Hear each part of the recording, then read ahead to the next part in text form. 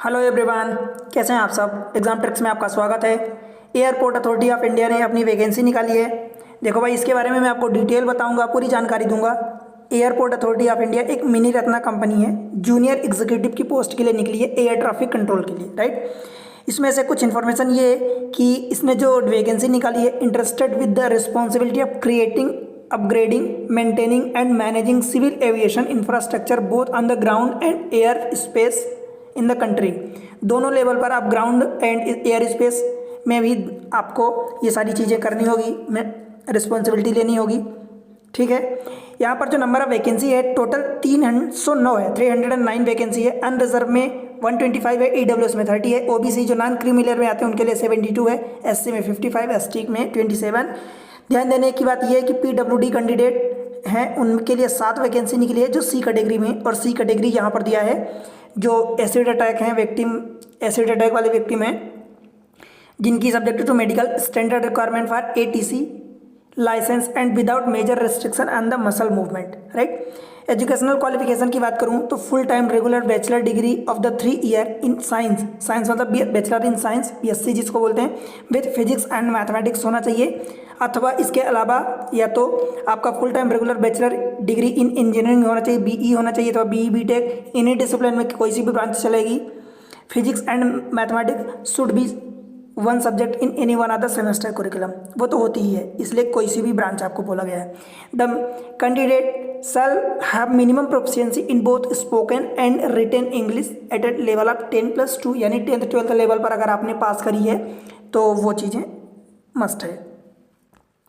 फिर degree should भी एक रिकॉग्नाइज्ड बोर्ड से होना चाहिए, अथवा कोई अपेक्स इंस्टीट्यूशन है जैसे आईआईटी, आईआईएम, एक्सेलराइटिस, तो यहाँ से तो डेफिनेटली आप कर सकते हैं। पर मुझे लगता है कि अगर आप आईआईटी, आईआईएम, एक्सेलराइटिस एक्सेट्रा ऐसी बड़ी कॉलेजेस से अगर आप पास आउट हुए हैं तो फिर आपको ये इसके अप्लाई करने की शायद ज़रूरत नहीं पड़ेगी, right. Candidate having BE BTech अथवा बीएससी इंजीनियरिंग जो भी है degree are allowed to apply for essential qualification prescribed in bachelor degree in engineering, ठीक है। एज लिमिट की बात करी जाए तो मैक्सिमम एज लिमिट 27 ईयर दी है, और वो 27 ईयर जो दी है वो आपकी 24 मई 2025 से काउंट होगी। एक चीज़ मैं आपको ये बता दूं कि 24 मई जो है ये 2025 क्यों रखा गया है, इसके पीछे की वजह ये है कि क्योंकि वो इस फॉर्म को अप्लाई करने के लास्ट डेट है, आगे मैं बताऊंगा आपको, ठीक है। जो ये 27 ईयर का आपका एज रखा गया है मैक्सिमम, उसमें एज रिलैक्सेशन भी होगा। अगर आप एससी एसटी में आते हैं तो 5 साल का एज रिलैक्सेशन मिल जाएगा, मतलब उम्र में छूट मिल जाएगी, मतलब आपकी 5 साल और जोड़ दो, 27 + 5 32 साल हो जाएगी।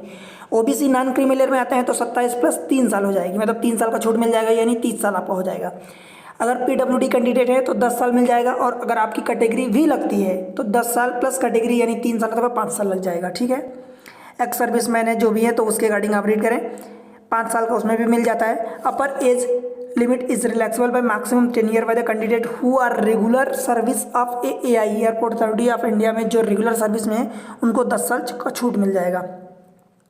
इंपॉर्टेंट डेट की बात करूं तो देखो 25 अप्रैल से रजिस्ट्रेशन चालू हो रहा है। लास्ट डेट कब है, जो closing date of the online application वो 24 मई है, 24 मई 2025 है। इसीलिए जो भी डेट रखी गई, रेफरेंस रखा गया डेट का, वो 24 मई 2025 रखा गया है। आपकी एज जो है वहीं से काउंट होगी, या आप अप्लाई कर पाएंगे क्या कैसा, सब वही होगा।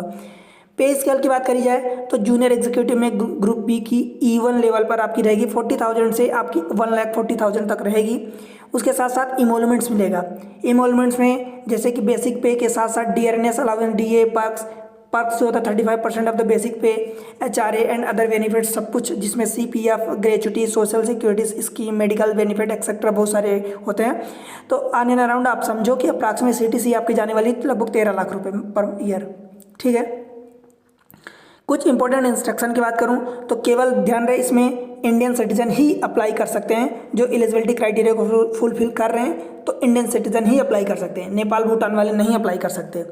Candidate enrol in the final semester, जो फाइनल सेमेस्टर में है अथवा फाइनल ईयर में है, on the cut off date are allowed to apply. जो कट ऑफ डेट जो रखी गई है 24 मई रखी गई 2025, तो वहाँ तक है कट ऑफ डेट में, तो आप अप्लाई कर सकते हैं। Age and other call eligibility criteria shall be recognise, अथवा वहाँ से जो काउंट होगी, रिकॉन होगी, वो 24 मई 2025 वही काउंट होगी, कट ऑफ डेट रखी गई है। आपको प्रोड्यूस करना होगा। देखो ओबीसी, अगर आप ओबीसी का फ़ायदा लेना चाहते हैं नॉन क्रीमी लेयर में, तो आपको उसका सर्टिफिकेट प्रोड्यूस करना होगा। नॉन क्रीमी लेयर का सर्टिफिकेट वो भी during the financial year 2025-26। Format जो है वो सेंट्रल गवर्नमेंट की लिस्ट में आप कैटेगरी आनी चाहिए कि आप ओबीसी नॉन क्रीमी लेयर में आते हैं, तो सेंट्रल फॉर्मेट का लगेगा, क्योंकि एयरपोर्ट अथॉरिटी जो है सेंट्रल गवर्नमेंट के अंदर आती है वैकेंसी। 2025-26 का होना चाहिए, ऐसे सभी कैटेगरी का होगा। आप ईडब्ल्यूएस के लिए भी यही सेम चीज़ें होनी चाहिए, और जो भी होगा कास्ट सर्टिफिकेट वो 24/5/2025 के बाद का ही, मतलब उस तक बना हुआ होना चाहिए। PW candidate shall also be assessed for suitability in terms of the respective functional requirement, मतलब उनके लिए भी जो भी है सुटेबिलिटी रखी गई है, इसीलिए तो वैकेंसी निकली है। सिलेक्शन प्रोसेस की बात करूं तो भाई सिलेक्शन प्रोसेस में आपका एक ऑनलाइन टेस्ट होगा जिसको CBT यानी कंप्यूटर बेस्ड टेस्ट होगा। अभी उसकी डेट नहीं रखी गई है, क्लियर नहीं है, बट वो आपको इन्फॉर्म किया जाएगा for the junior executive air traffic control के लिए।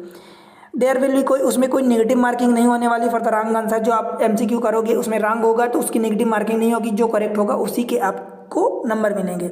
On the basis of the performance in the CBT computer based test में जैसा भी आपका स्कोर रहेगा उसी के बेसिस पर आपको शॉर्ट लिस्ट किया जाएगा। Verification, voice test, psycho active substance test, psychological assessment, physical medical examination, जितने भी टेस्ट होंगे सबको आपको स्कोर के बेसिस पर ही आपको बुलाया जाएगा। अगर आपका स्कोर अच्छा नहीं है तो आपको क्यों बुलाएंगे, ठीक है। Only short listed candidate will be called for the application verification, voice test, जो भी साइको टेस्ट होगा, केवल जो शॉर्ट लिस्टेड कैंडिडेट होंगे उन्हीं को बुलाया जाएगा। शॉर्ट लिस्टेड कैंडिडेट का रोल नंबर जो है उनकी वेबसाइट पर आपको पब्लिश किया जाएगा, डिक्लेयर कर देंगे। During the application verification the candidate will have to produce original certificate as along with the proof of identity. आपको जब सर्टिफिकेट का वेरिफिकेशन होगा, मतलब डॉक्यूमेंट वेरिफिकेशन होगा, एप्लीकेशन वेरिफिकेशन होगा, उस टाइम आपको ओरिजिनल डॉक्यूमेंट्स अपनी आईडी के साथ प्रूव करना होगा। Candidate already working in the central government, state government, autonomous body, public sector, private, जहां भी आप वर्क करते हैं वहां से आपको नो ऑब्जेक्शन सर्टिफिकेट NOC ये भी प्रोड्यूस करना होगा, राइट। बाकी एक्टिव अगेंस्ट द मिसकंडक्ट, आप जानते हो कि कुछ भी आप ऐसी गलतियां करोगे तो आपके अगेंस्ट केसेस होते हैं और आपके अगेंस्ट कार्यवाही की जाती है।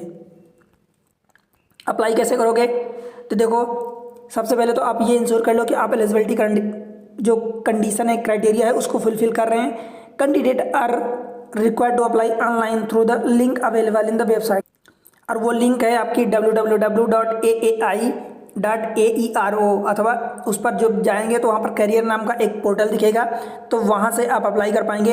अगर आप देखो इनकम्प्लीट एप्लीकेशन फॉर्म भरते हो वो इनकम्प्लीट रहता है, दैट मीन्स कि अगर मान लो आपको पेमेंट करना है और पेमेंट नहीं करते हैं या कुछ और इनकम्प्लीट है तो वो आपका एप्लीकेशन समरी रिजेक्ट कर दिया जाएगा।